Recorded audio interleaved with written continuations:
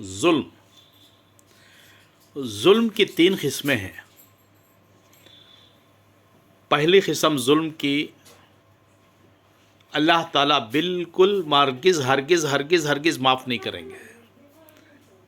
دوسری قسم ظلم کی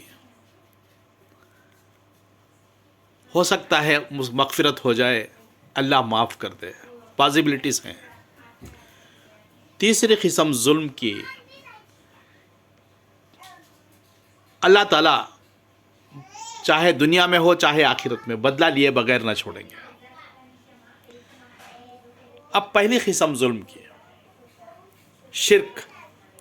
شرک کو بالکل معافی نہیں ہے. اللہ کے ساتھ کسی اور کو شریک کرنا اللہ تعالیٰ ہرگز معاف نہیں کریں گے، بالکل معاف نہیں، سزا ہوگی.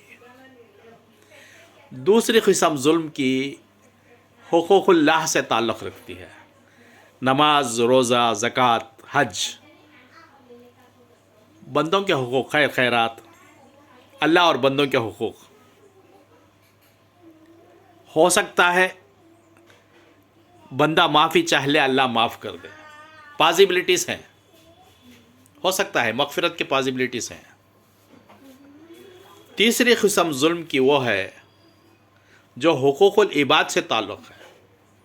حقوق العباد کیا ہے؟ ماں باپ کا حق، بھائی بہنوں کا حق، رشتہ داروں کا حق، محلے کا حق، ملک کا حق. یہاں اگر